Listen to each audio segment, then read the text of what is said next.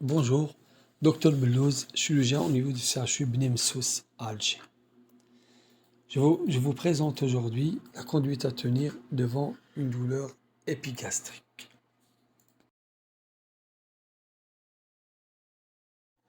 La douleur épigastrique est un symptôme fréquent dont la cause peut être abdominale ou extra-abdominale. Le principal problème, comme rappel anatomique, on sait que l'abdomen est subdivisé en 9 cadrans.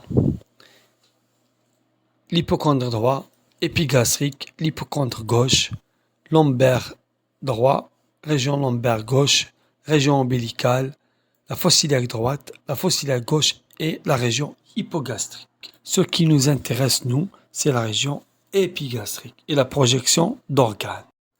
Les organes en projection de la région épigastrique sont l'œsophage, l'estomac, le foie, le pancréas, l'intestin grêle et le côlon transverse. Les pathologies d'évolution progressive ou chronique, la douleur ulcéreuse, la douleur biliaire, la douleur pancréatique, la douleur du reflux gastro-œsophagien, les douleurs intestinales, la douleur hépatique et d'autres causes. La douleur ulcéreuse, c'est typiquement une crampe postprandiale, rythmée par les repas et d'évolution périodique dans l'année. Sa description est souvent moins typique, ainsi que son horaire et sa périodicité. Les irradiations dans l'hypocondre et postérieur, la douleur ulcéreuse, le délai postprandial et l'atténuation par l'absorption. La douleur ulcéreuse, l'examen est le plus souvent normal en dehors d'une complication. Dans l'hypothèse d'un possible cancer gastrique, il faut orienter l'examen vers cette pathologie. Palpation du foie, de l'épigastre et des aires ganglionnaires. En aucun cas, il ne faut oublier le toucher rectal, qui retrouve parfois un méléna.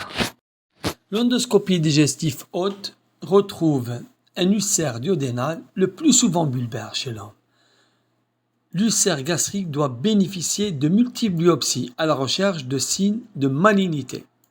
D'authentiques syndromes ulcéreux sont révélateurs d'un cancer ulcéro-bourgeonnant. En cas de gastrectomie, il faut envisager la possibilité d'un ulcère anastomotique ou d'un cancer du moignon. Encore plus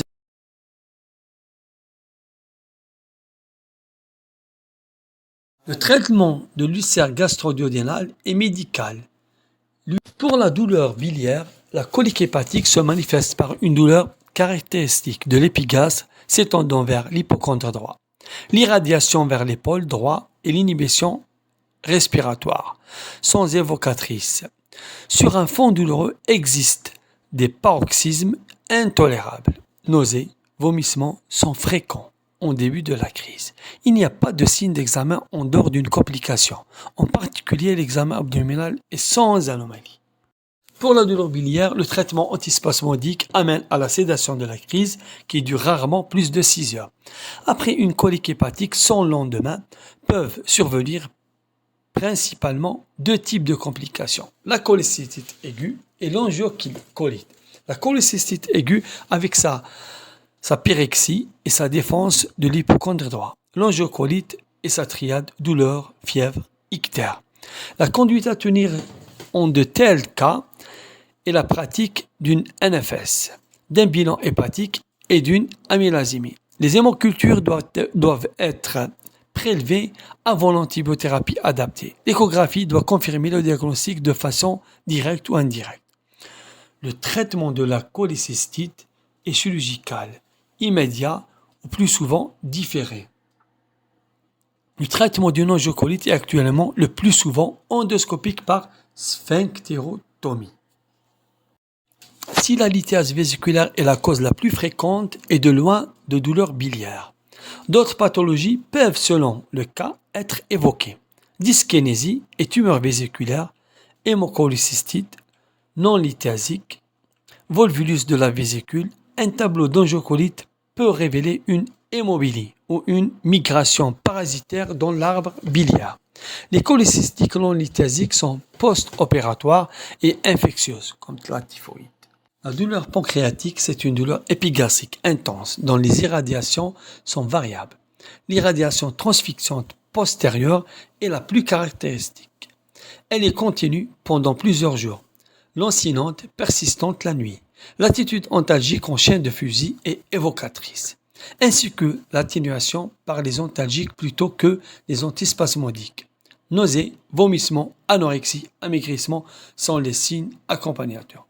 Dans tous les cas, une cholestase ictérique ou non, une hypertension portale segmentaire ou un souffle systolique par compression artérielle sont possibles.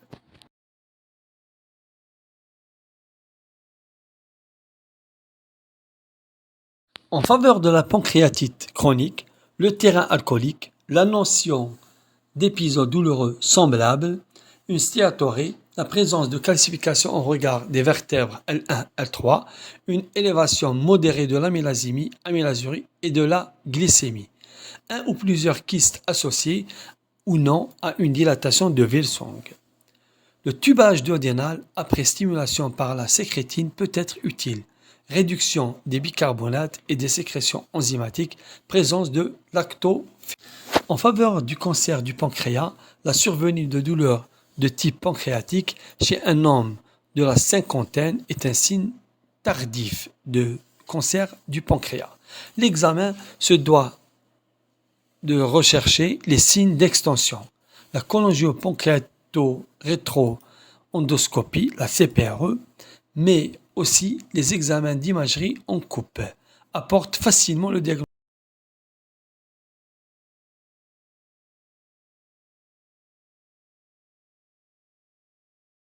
La douleur du reflux gastro-œsophagien, RGO, elle est décrite comme une brûlure épigastrique. Elle est favorisée par les repas, surtout acides et alcoolisés, et par la position penchée en avant ou allongée. Elle est facilement identifiable quand elle est associée au pyrosis, brûlure rétrosternale ascendante pouvant aboutir à l'éruption de liquide acide dans la bouche. L'absorption d'aliments surtout alcalins calme remarquablement les douleurs. Il n'y a pas de périodicité nette.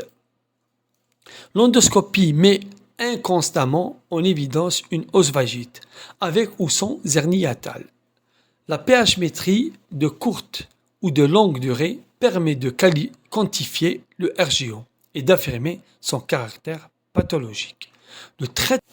Les douleurs intestinales, les pathologies de l'intestin grêle, les douleurs épigastriques, ils sont rarement isolés. Leur association à des vomissements postprandiaux doit y faire penser et faire prescrire un transit du grêle, si l'endoscopie est négative.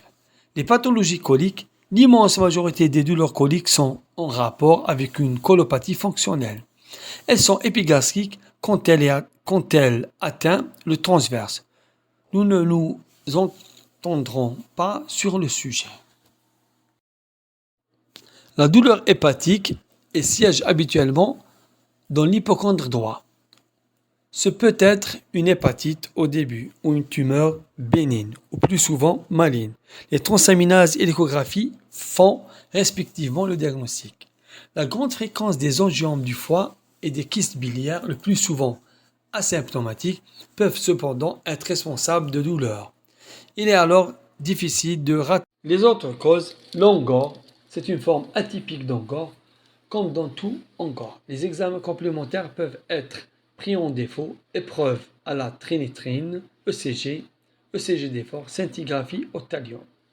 L'angor peut associer à une pathologie digestive. Cette dernière joue le rôle de déclencheur de l'angor, alors dite intrique. Les autres causes, l'angor mésentérique et l'anévrisme de l'aorte abdominale. Ces deux localisations de la maladie athéromateuse se manifestent par des douleurs abdominales. Selon le cas, il faut recourir à une coloscopie, une échographie, voire une artériographie. Les parasitoses digestives, l'amybiase et angulose sont les principales parasitoses, s'accompagnent de douleurs épigastriques, éosinophiles, examen parasitologique des selles et biopsie duodénale pour l'amybiase permettent le diagnostic. Autre pathologie rare, Parmi les nombreuses affections extradigestives pouvant se manifester par des douleurs épigastriques, citons le saturnisme, la maladie périodique, la porphyrie en poussée, le lupus érythémateux disséminé et le purpura rhumatoïde, le phéochromocytome, l'acidocétose, l'insuffisance surrénale aiguë et de nombreux médicaments.